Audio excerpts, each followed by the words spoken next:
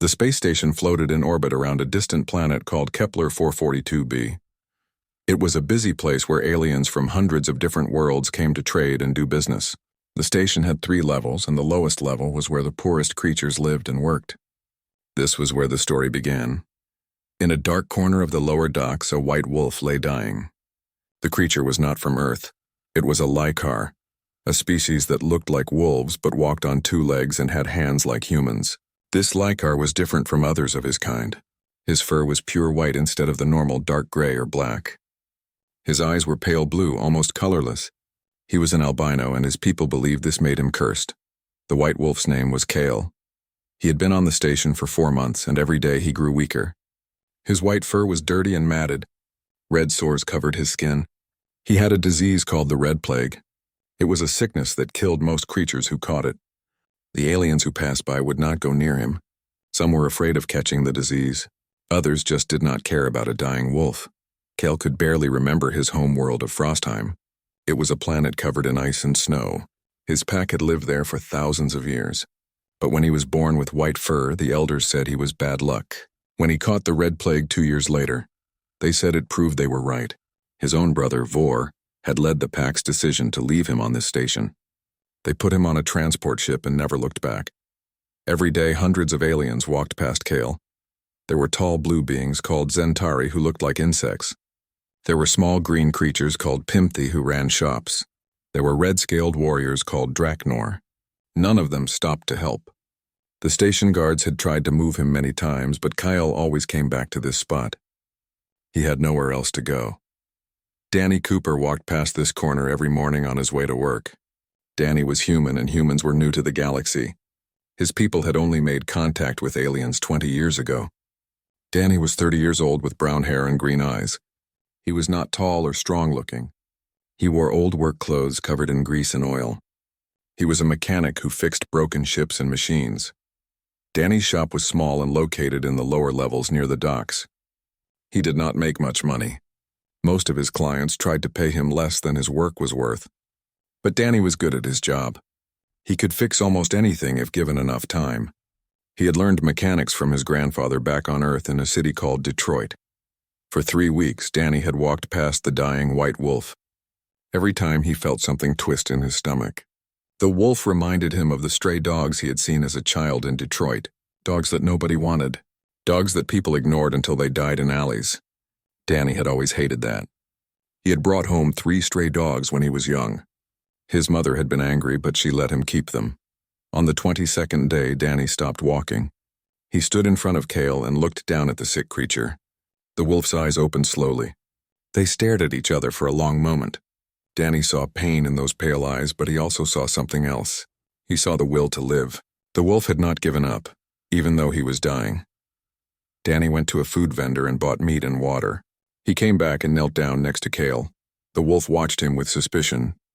Danny put the food and water close to the wolf's mouth. Kale sniffed the food, then looked back at Danny. Slowly, carefully, the wolf began to eat. It was the first real food he had eaten in days. A Zentari merchant named Click Chorus rushed over. The insect alien's body shook with alarm. Its translator device made clicking sounds before speaking in human language. It told Danny to get away from the wolf. The Red Plague was dangerous. It could spread to other species. The wolf would die anyway. There was no cure.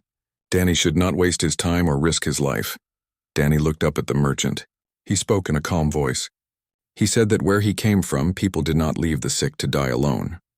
He said that everyone deserved a chance. The merchant clicked and buzzed, saying humans were foolish. Other aliens had gathered to watch. They all thought Danny was crazy. A human touching a creature with the Red Plague. It was suicide. Danny ignored them all. He finished feeding Kale. Then he did something that shocked every alien watching. He picked up the wolf. Kale was heavy, at least 200 pounds. But Danny was stronger than he looked. Years of working with heavy machinery had built his strength. He carried Kale through the lower docks toward his shop. Aliens moved out of their way. Some yelled warnings. Others just stared in disbelief. One alien, an old Velcrin trader, said something in his own language. His young assistant translated. The old alien had said that he had been in the galaxy for 200 years, and he had never seen anything like this. Humans were either the bravest species or the most stupid. Danny took Kale to his living quarters above his shop. The room was small with just a bed, a table, 2 chairs, and a food unit. There was a window that looked out at the stars. Danny laid Kale on his own bed. The wolf was too weak to protest.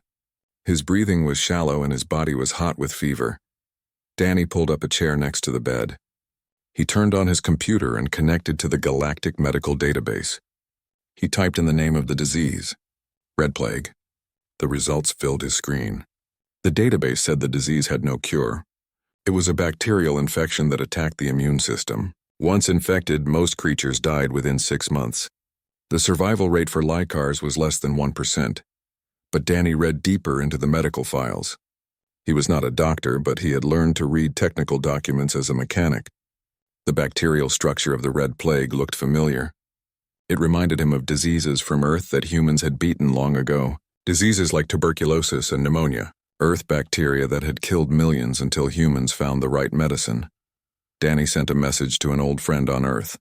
Her name was Lisa Grant. She was a scientist who studied alien life forms. Danny and Lisa had gone to school together. She was one of the smartest people he knew. He sent her all the data he had collected from Kale's symptoms and the database information about the red plague. While he waited for Lisa's response, Danny took care of Kale. He cleaned the wolf's wounds with antiseptic. He gave him water every hour. He kept the room cool to help with the fever. Kale drifted in and out of consciousness. Sometimes his eyes would open and look at Danny. The human would talk to him in a soft voice, telling him to hold on, telling him help was coming. 2 days passed. Danny did not go to work. He stayed with Kale the whole time. His business computer showed messages from angry clients, but he ignored them. The wolf was getting worse. His fever was higher. His breathing was more labored. Danny was starting to think he had made a terrible mistake. Maybe the aliens were right. Maybe there was nothing he could do. Then Lisa's message came through. Danny opened it with shaking hands. Lisa had analyzed the data. She had compared the red plague bacteria to thousands of Earth diseases. She had found something incredible. The disease was similar to several old Earth infections, and she thought she knew what might cure it. A combination of ancient Earth antibiotics modified slightly for alien biology. It was experimental. It was dangerous. It might not work, but it was a chance. Danny looked at Kale. The wolf's chest rose and fell slowly. He was dying. Danny made a decision. He ordered the medicine from Earth. It would cost almost all the money he had saved. The delivery would be rushed through the interstellar shipping lanes. It would arrive in 3 days. Danny just had to keep Kale alive until then. Those 3 days were the longest of Danny's life. He barely slept. He forced water and liquid food down Kale's throat. He cleaned the wounds multiple times a day. He talked to the wolf constantly, telling him stories about Earth, about Detroit, about the stray dogs he had saved as a kid. He did not know if Kale could hear him, but talking made Danny feel better. On the station, word spread about what Danny was doing. Aliens placed bets on when the human would die from catching the plague. Some said 3 days. Others said a week. A few said Danny was immune and would live, but the wolf would die. Nobody bet that both would survive. The odds were too low. When the medicine finally arrived, Danny's hand shook as he opened the package. Inside were 10 small vials of clear liquid. Lisa had sent detailed instructions on how to give the injections. The dosage had to be exact. Too little would not work. Too much could kill Kale. Danny read the instructions 5 times to make sure he understood. He prepared the first injection. Kale's eyes opened as Danny approached with the needle. For a moment, they just looked at each other. Then Danny spoke quietly, telling Kale this was going to help him. The wolf did not fight. Danny gave the injection into Kale's arm. Then he sat back and waited to see what would happen. The fate of the diseased albino wolf now rested on medicine from a distant blue planet and the hope of one stubborn human mechanic. The first night after the injection was terrible. Kale's fever rose even higher. His body shook and trembled. Danny stayed awake the whole night, putting cold cloths on the wolf's forehead and checking his breathing every few minutes. He was terrified that he had killed Kale instead of saving him. Lisa had warned him this might happen. The medicine would make things worse before they got better. But knowing that did not make it easier to watch. By morning, Kyle was still alive but barely. His breathing was so shallow that Danny had to lean close to make sure he was still breathing at all. Danny gave the second injection as Lisa had instructed. This one had to be given 12 hours after the first. The wolf did not even react to the needle.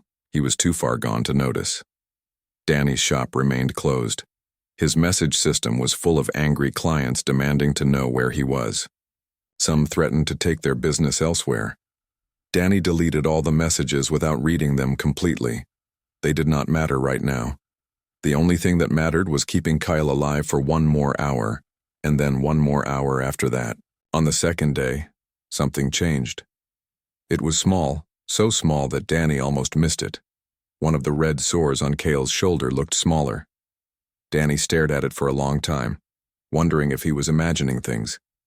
He took a picture with his computer and compared it to pictures from the day before. He was not imagining it. The sore was definitely smaller. Hope surged through Danny like electricity. He checked all the other sores on Kale's body. Some were the same size, but 2 others also looked smaller. The medicine was working. It was actually working. Danny laughed out loud, then felt tears run down his face. He had not cried in years, but now he could not stop. The relief was too strong. He sent a message to Lisa immediately. She responded within an hour. She was excited but cautious. The improvement was good, but the next few days would be critical. The bacteria might fight back. Kale's body might reject the medicine. Danny had to keep giving the injections exactly on schedule. He had to watch for any bad reactions. Danny promised he would do everything exactly as she said. The third day was the hardest. Kale's fever spiked again in the morning. His whole body convulsed. Danny held him down on the bed, afraid the wolf would hurt himself. It lasted for 10 minutes that felt like 10 hours. When it finally stopped, Kale lay still, and Danny was sure he was dead. But then the wolf's chest moved. He was still breathing. Danny gave the 6th injection that evening. His hands were steadier now. He had done this enough times to feel confident. After the injection, he sat in his chair next to the bed. He was exhausted. He had not slept properly in 5 days. His eyes kept closing against his will. Finally, he could not fight it anymore. He fell asleep sitting up in the chair. Something woke Danny several hours later. He opened his eyes slowly, confused about where he was. Then he remembered. He looked at the bed, expecting to see Kale unconscious as always. But the wolf's eyes were open. Not just open, but clear. Kale was looking directly at him with awareness and intelligence. The pale blue eyes were focused and alert. Danny sat up straight. He said Kale's name quietly. The wolf's ears moved slightly. He had heard. Danny stood up and moved closer to the bed. He asked Kale if he could understand him. The wolf did not answer, but his eyes followed Danny's movements. There was recognition there. There was consciousness. Danny checked Kale's wounds. The improvement was dramatic. The sores were half the size they had been 3 days ago. Some of the smaller ones were completely gone. The wolf's breathing was deeper and stronger. His fever had broken.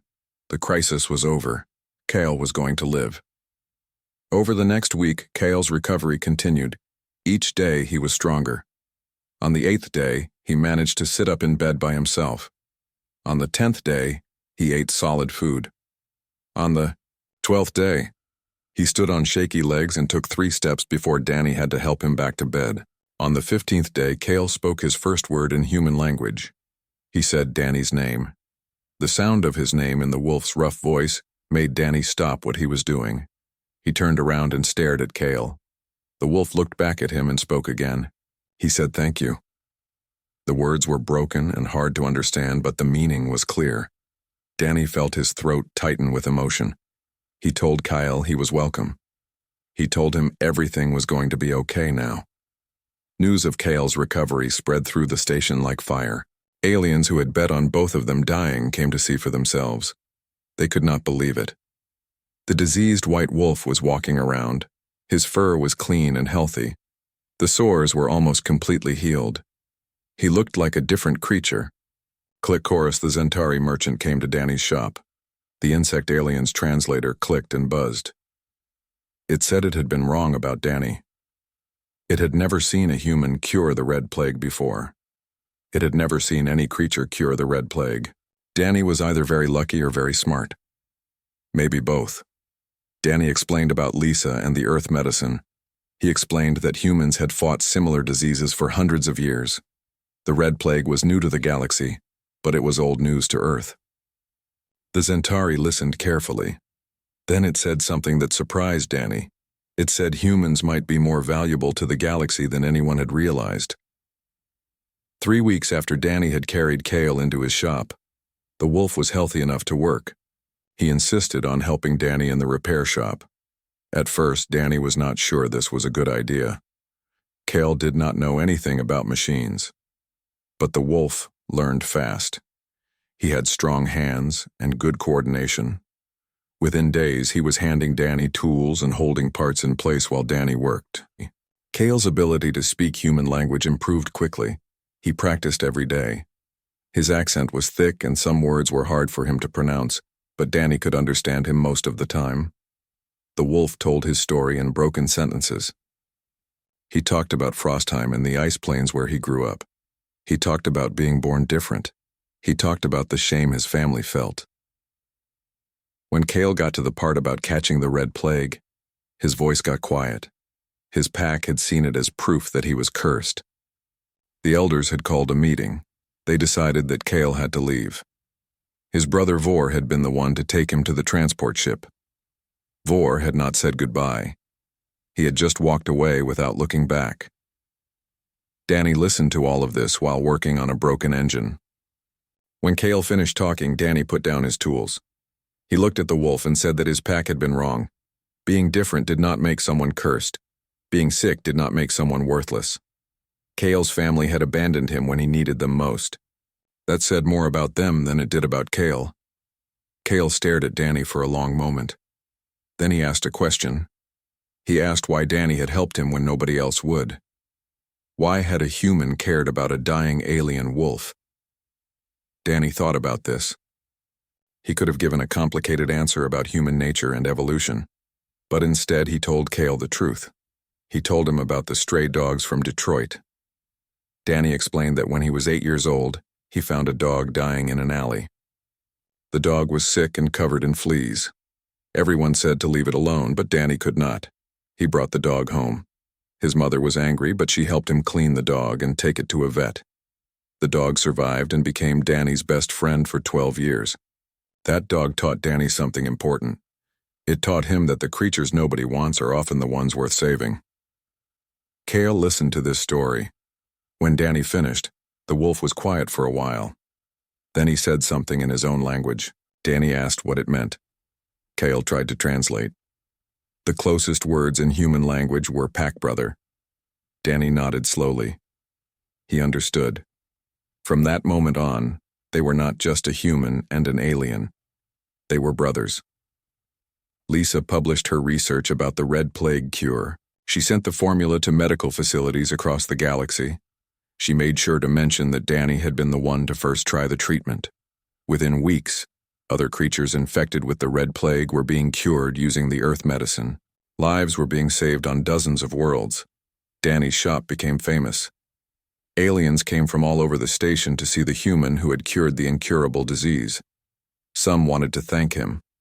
Others just wanted to stare at Kale and see the miracle wolf. Danny found all the attention uncomfortable. He was just a mechanic. He had not done anything special. He had just refused to let someone die when he could help. But the galaxy saw it differently. To them, Danny represented something new about humans. He had taken a risk that no other species would take. He had cared about a life that everyone else had written off. He had used human knowledge to solve a problem the advanced alien civilizations could not fix. It made people wonder what else humans could do. It made them wonder what other impossible things these strange creatures from Earth might accomplish. 6 months passed since the day Danny had carried Kale into his shop. Life had changed completely for both of them. The repair shop was doing better than ever. More clients came because of Danny's reputation. They trusted a mechanic who had saved a life when others said it was impossible. They figured he could probably fix their ships too. Kyle had become an excellent assistant. His large hands could reach into engine parts that were too small for most tools. His sense of smell could detect leaking fluids before they became visible. His hearing could catch the wrong sounds in a machine before it broke down completely. The two of them worked together like they had been doing it for years. Other humans on the station had started doing similar things. A human teacher named Linda Peterson had adopted a young Pimpthi, whose parents died in an accident. A human doctor named George Carter was treating alien species that other doctors refused to see. A human bartender named Sammy Hughes had hired 3 aliens who could not find work anywhere else. It was becoming a pattern. Humans kept taking in the unwanted and helping the helpless. The other alien species found this behavior strange and confusing. The Zentari thought it was wasteful. The Draknor thought it was weak. The Velkrin thought it was interesting but illogical. Most aliens only helped their own kind or those who could offer something in return. Humans helped anyone who needed it. They formed bonds with creatures they had just met. They called strangers their friends after one conversation. One afternoon, Danny and Kale were working on a cargo ship's cooling system when a new ship docked at the station. It was a Lycar vessel from Frostheim. The markings on the side indicated it was a diplomatic ship. Danny did not think much of it at first. Diplomatic ships came through all the time. But Kale suddenly went very still. His ears were flat against his head. His eyes were fixed on the docking bay screen. Danny asked what was wrong. Kale pointed at the screen with a shaking hand. He said one word, "Vor." His brother was here. Danny felt his stomach drop. He asked Kale what they should do. The wolf did not answer for a long time. Finally, he said they should wait and see what happens. Running away would solve nothing. 2 hours later, a group of Lykars walked into Danny's shop. There were 5 of them, all tall and muscular with dark fur. The one in front was the biggest. He stood over 7 feet tall with black fur and yellow eyes. He wore decorative armor that marked him as a pack leader. This was Vor.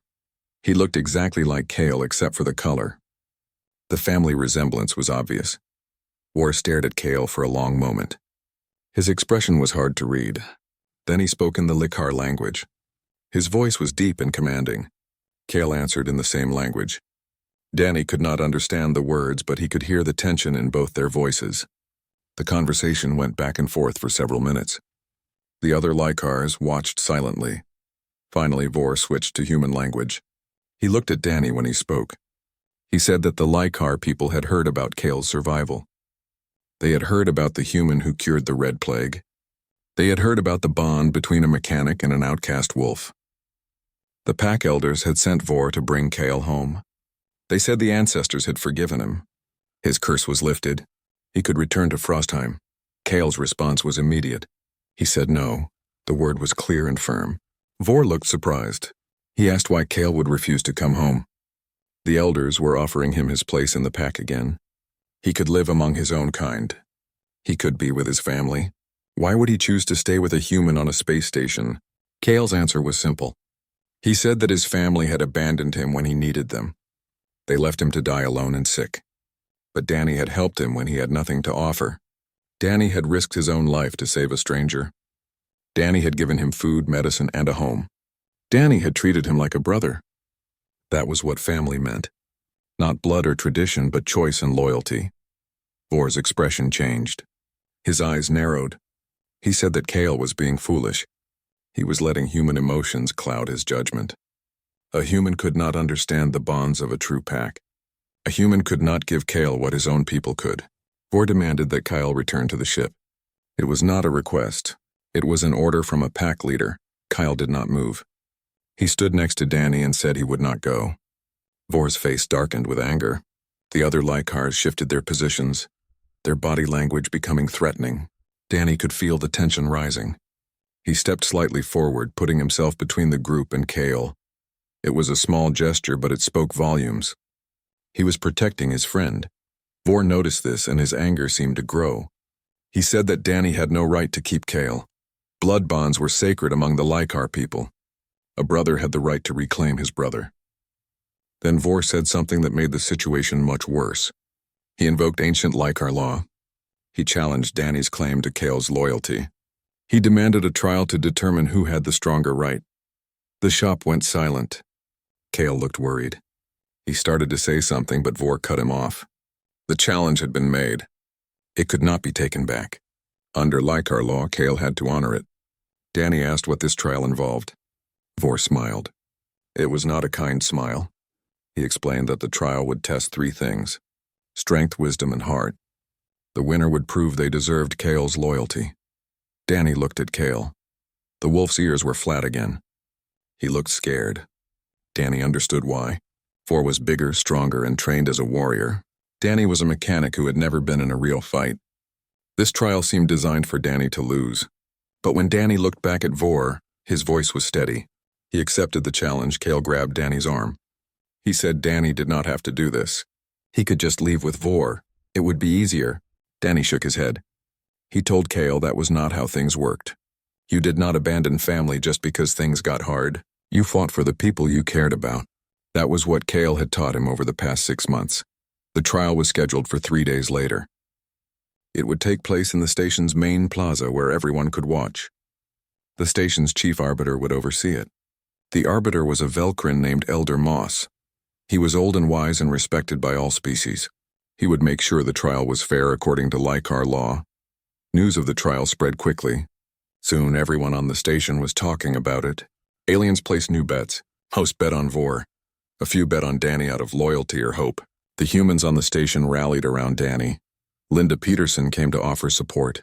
George Carter gave Danny some medical supplies in case he got hurt. Sammy Hughes brought food and made sure Danny was eating properly.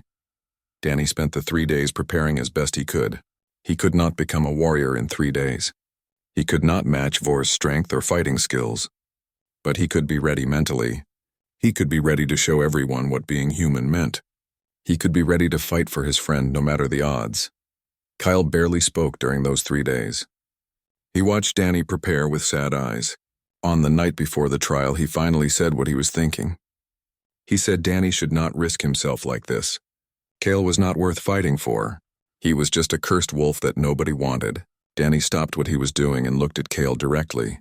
Danny told Kale he was wrong. Kale was worth fighting for. He was worth risking everything for. Because that was what you did for family. You showed up. You fought. You refused to give up even when everyone said you should. Danny had learned that from his grandfather. He had learned it from his mother who let him keep those stray dogs. And he had learned it again from Kale, who had survived when everyone said he would die. Kale stared at Danny for a long time. Then something changed in his pale blue eyes. The sadness was replaced by determination. He said that if Danny was going to fight for him, then he would fight too.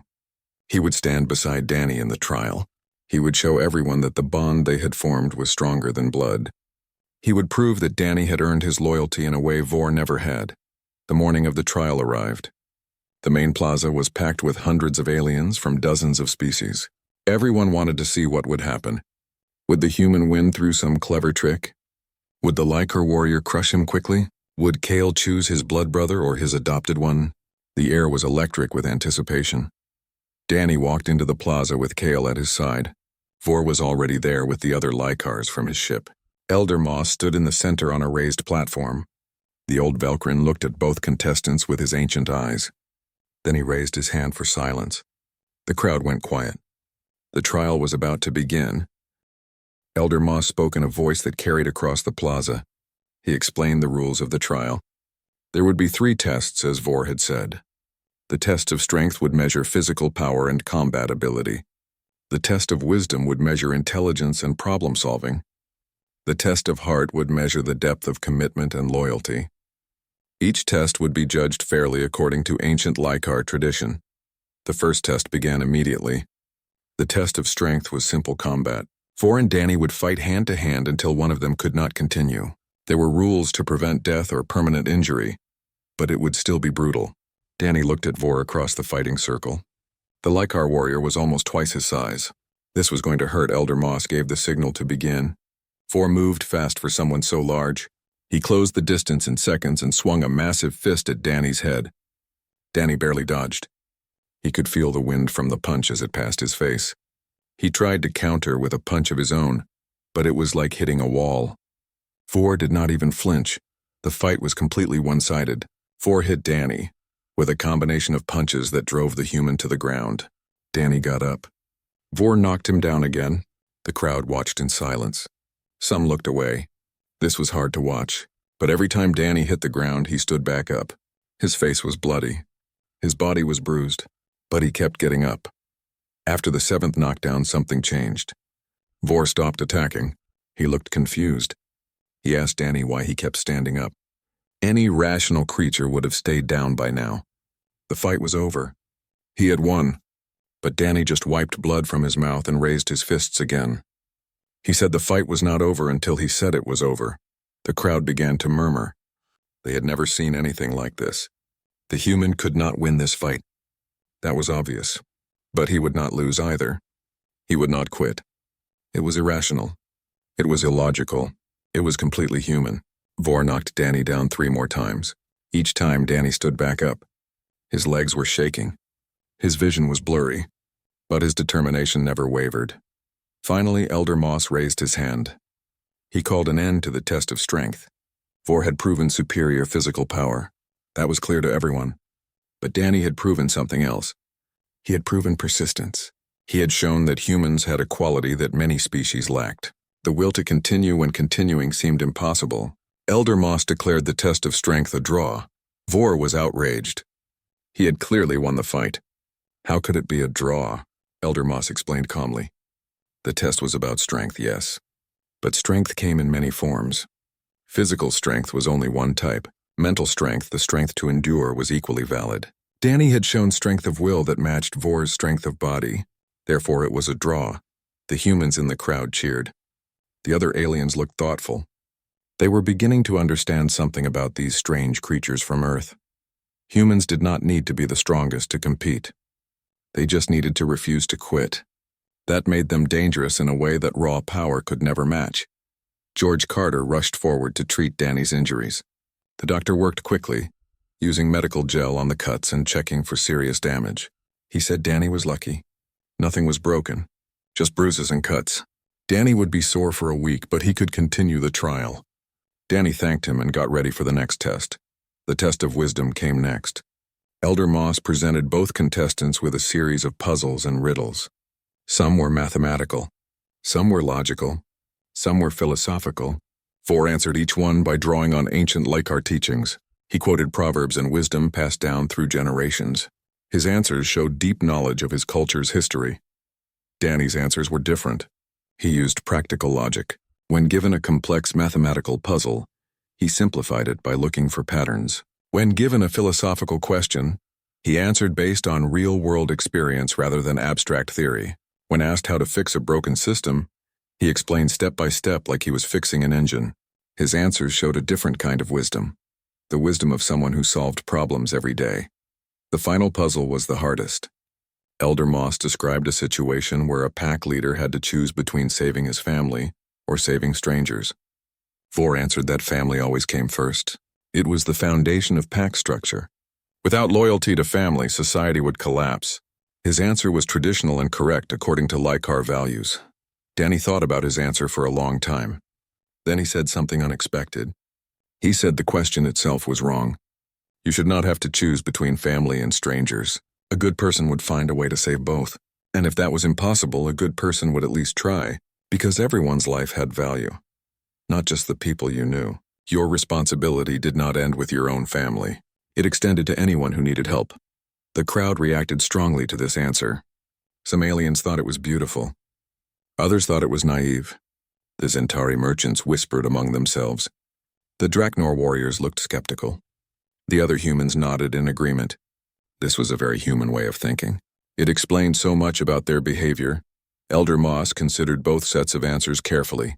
Finally, he declared the test of wisdom another draw. Vor had shown traditional wisdom, the kind that preserved culture and maintained social order. Danny had shown innovative wisdom, the kind that challenged assumptions and found new solutions. Both were valuable. Both were necessary. Neither was superior to the other. This meant everything came down to the final test. The test of heart would determine the winner. Elder Moss explained what would happen. He would create a situation that forced both contestants to make a choice. That choice would reveal their true priorities, their true character, their true worth. The station's alarm system suddenly began blaring. Red lights flashed throughout the plaza. Elder Moss's voice rang out over the speakers. A solar flare was approaching the station. It was bigger than expected. The station's shields could not handle it. Everyone needed to evacuate immediately. But there was a problem. There were not enough escape pods for everyone. 2 emergency pods remained. One had room for 2 passengers. The other was broken and would not launch. Elder Moss looked at Vor and Danny. He said they each had to make a choice. They could take the working pod with Kale and escape. Or they could stay behind and try to fix the broken pod to save others. They had 5 minutes to decide. The clock started counting down. Vor did not hesitate. He moved toward the working pod immediately. He called to Kale to follow him. It was logical. It was survival-oriented. It was what any rational leader would do. You saved your own first. That was the law of nature. Kale would be safe with him in the pod. They could return to Frostheim together. The trial would be over and Vor would have won, but Kale did not move. He stood frozen in place, his eyes on Danny. Vor called to him again, his voice becoming angry. Time was running out. They needed to leave now, but Kale still did not move toward the pod. He was waiting to see what Danny would do. Danny had not moved toward the pod at all. Instead, he had run to the broken escape pod and opened the maintenance panel. He was looking at the control systems, trying to figure out what was wrong. His hands moved quickly over the wiring. He was trying to fix it. He was trying to save everyone instead of just himself. 3 minutes left. Vor was at the working pod's entrance. He was screaming at Kale to come. The other Lykars from his ship had already gotten into other pods and left. Vor was the last of his group. If Kale did not come now, Vor would have to leave him behind. The pack leader's face showed frustration and anger and something else. Maybe fear. 2 minutes left. Danny was pulling wires and reconnecting circuits. Linda Peterson and George Carter had come to help him. They were holding tools and following his instructions. Sammy Hughes was reading the technical manual out loud. The humans were working together to fix the impossible problem. They were not thinking about escape. They were thinking about saving everyone. 1 minute left. Vor made his choice. He climbed into the working pod alone. He looked at Kale one last time through the window. His expression was complicated. Then the pod door closed and it launched away from the station. Vor had saved himself. He had followed pack law and the rules of survival. He had done what was logical. 30 seconds left. Danny connected the last wire. He slammed the panel shut and hit the power button. Nothing happened for 3 seconds that felt like 3 hours. Then the broken pod's lights came on. The system started running. It was fixed. Danny started shouting for people to get in. Aliens rushed toward the pod. There was room for 10, exactly enough for everyone left in the plaza. The alarm stopped. The red lights turned off. Elder Moss appeared on the platform again. His old face showed something that might have been a smile. He announced that the solar flare emergency had been a simulation. A test. There was no real danger. The trial was over, and he had made his judgment. The plaza was silent. Everyone stared at Elder Moss, waiting for his words. The old Velcrin looked at the empty space where Vor's pod had been. Then he looked at Danny, who was still kneeling by the fixed escape pod, breathing hard from the effort. Finally, he looked at Kale, who had not moved from his spot between where both contestants had made their choices. Elder Moss began to speak.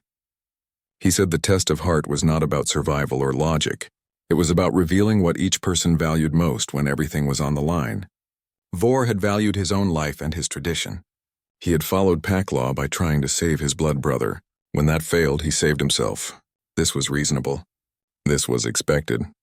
This was what most creatures in the galaxy would do. But Danny had done something different. He had not thought about saving himself or even saving Kale specifically. He had thought about saving everyone. He had risked his own life to fix a problem that would help strangers. He had acted without thinking about personal gain or survival. He had acted based on a principle that every life mattered equally. This was not reasonable by most standards. This was not logical, but it was deeply human. Elder Moss said that the trial had a clear winner in the test of heart. Danny had shown a depth of commitment to others that went beyond self-interest. He had proven that his bond with Kale was based not on ownership or tradition, but on genuine care for another being's welfare. However, the final decision did not belong to Elder Moss. It belonged to Kale. The old arbiter asked Kale a simple question. Who did he choose? His blood brother who had returned for him, or the human who had saved him? Kale could go back to Frostheim with Vor and reclaim his place in the pack, or he could stay on the station with Danny and continue their life together. The choice was his alone to make. Kyle looked around the plaza. He saw the aliens watching him. He saw the humans who had helped Danny during the trial. He saw Elder Moss waiting patiently for an answer. Then he looked at the space where Vor's pod had launched. His brother had left him behind again, not because he wanted to abandon Kale this time, but because Kale had chosen not to follow. Finally, Kale walked across the plaza. He walked past Elder Moss, he walked past the other aliens. He walked straight to where Danny was still kneeling by the escape pod. Danny looked up at him with his bruised face and tired eyes. Kale reached down and put his large paw on Danny's shoulder. He said one word, "Brother." Then he helped Danny stand up. The choice was made. Kale had chosen Danny. Elder Moss declared the trial over and the judgment final. Danny had earned Kale's loyalty through his actions and his character. The bond between them was recognized as valid and binding. No one could challenge it again. The humans in the crowd erupted in cheers. Even some of the aliens applauded. Vor's pod returned to the station an hour later. The Lycar warrior emerged looking angry and embarrassed. He had realized the emergency was fake while in space. He had turned around and come back. But when he arrived, the trial was already over. He had lost, not because he was weak or foolish, but because he had not understood what Kale truly needed. Vor approached Danny and Kale in the plaza. The crowd tensed, expecting more conflict. But Vor did not come to fight. He came to speak. Through the translator, he told Danny that he finally understood something. He understood why humans were becoming so important in the galaxy. They did not have the best technology, or the strongest military, or the oldest civilization, but they had something more powerful. Vor said that humans made everyone around them want to be better. They showed other species that there were different ways to think about loyalty, and family and responsibility. They challenged assumptions that had been accepted for thousands of years. They proved that strength came in many forms and that wisdom could be found in unexpected places. This made them dangerous but also valuable. Then Vor did something surprising. He bowed to Danny. It was a formal Lycar gesture of respect given to worthy opponents. He said that Danny had earned his brother's loyalty fairly. He said that he hoped Danny would take good care of Kale. Then he looked at Kale and said goodbye. This time there was no anger in his voice, just acceptance and maybe a little bit of sadness. Kale watched his brother leave. He did not call out or follow. He had made his choice and he would stand by it. But Danny saw the complicated emotions on his friend's face. Family was family, even when they let you down, even when you chose a different path. Danny put his hand on Kale's shoulder, offering silent support. They stood together as Vor's ship departed from the station. The story of the trial spread throughout the galactic network within days. It was discussed on news programs and analyzed by philosophers. Some species saw it as proof that humans were too emotional for their own good. Others saw it as evidence that humans had qualities the galaxy desperately needed. The debate continued for months, but the real impact was more practical and immediate. Other aliens began to watch how humans behaved. They noticed patterns. Humans adopted alien orphans. They helped alien businesses that were failing. They volunteered for dangerous rescue missions. They made friends across species barriers that had existed for centuries. They acted like everyone mattered, not just their own kind. This behavior started to influence other species. A Zentry merchant began offering fair prices to struggling clients after watching how Sammy Hughes ran his bar. A Draknor warrior started training young aliens from weaker species after seeing Linda Peterson teach. A Velkrin elder established a shelter for sick aliens after hearing about Danny and Kale. Small changes, but they added up. Lisa's medical breakthrough with the Red Plague continued to save lives across the galaxy. Thousands of creatures who would have died were now living healthy lives. Medical facilities added her treatment to their standard protocols. Some called it the Cooper cure after Danny. Others called it the Earth solution. Whatever the name, it represented something important. It showed that humanity's relative newness to the galaxy was an advantage, not a weakness. Danny and Kale returned to their normal life running the repair shop. Business was better than ever. More clients came because they trusted someone who had fought so hard for a friend. But Danny never raised his prices. He charged fair rates and sometimes did free work for those who could not afford it. Cale had learned his human brother's values well and agreed with this approach. 1 year after the trial, Cale's language skills had improved greatly. He could speak human languages fluently now with only a slight accent. He told Danny that he wanted to explain something he had never been able to express clearly before. He wanted to explain what Danny had done for him meant. Cale said that when he was lying in that corner dying, he had already given up. He had accepted his fate. His own people had said he was worthless. The galaxy had proven them right by walking past him every day. He had started to believe that maybe they were correct. Maybe he did not deserve to live, but then Danny had stopped. Danny had looked at him and seen something worth saving. Not because Cale was special or useful or important. Just because he was alive and needed help. That simple act had changed everything.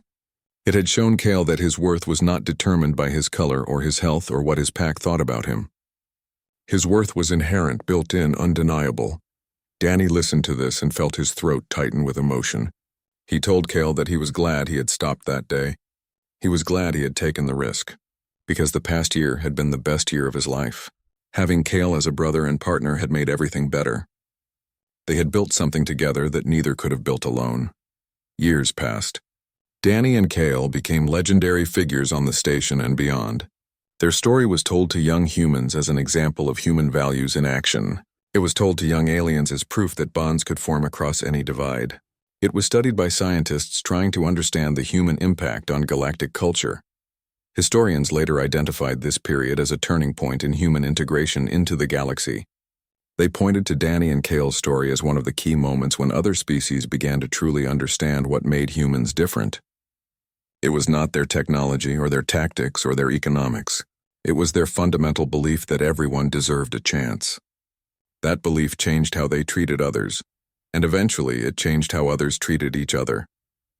The station erected a small memorial in the plaza where the trial had taken place. It was a simple design showing two figures standing together, one human and one Lycar. The inscription read, "In recognition of the bond between species," built not on law or tradition but on choice and courage. Danny never thought of himself as special. He was just a mechanic who had done what seemed right at the time. He had seen someone who needed help and he had helped them. That was all. But Cale knew better. Cale knew that what Danny had done required a special kind of courage. The courage to care when caring seemed pointless. The courage to try when trying seemed hopeless. The courage to see value where everyone else saw nothing. This was the human gift to the galaxy. Not weapons or ships or medicine, though those were important too. The real gift was perspective. Humans saw possibilities where others saw dead ends. They saw potential where others saw waste. They saw family where others saw strangers. And